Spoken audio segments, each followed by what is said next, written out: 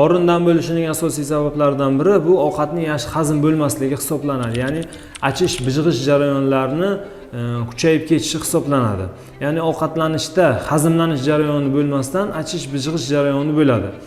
Bu o't qopida muammo bo'lsa yuzaga kelishi mumkin. Ya'ni safro to'liq 12 barmoqli ichakka tushmagan holatida.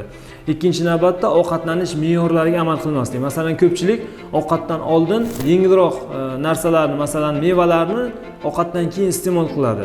Olmani masalan ovqatdan keyin iste'mol qiladi. Hazm taom deb o'ylaydi, lekin bu noto'g'ri. Chunki olma 15-20 daqiqada hazm bo'ladi. Bizni yeydigan ovqatimiz 1 soat, 1,5 soatda hazm bo'lishi mumkin. Demak, tez parchalanadigan ovqat sekin parchalanadigan ovqatdan keyin tushadigan bo'lsa, hazmlanish jarayoniga buzilish bo'ladi. Bu esa metabolizmni keltirib chiqarishi mumkin. Undan keyin ovqatning hazmlanishini yaxshilash uchun Garsino mahsulotini ham ovqatdan keyin iste'mol qilish tavsiya etiladi.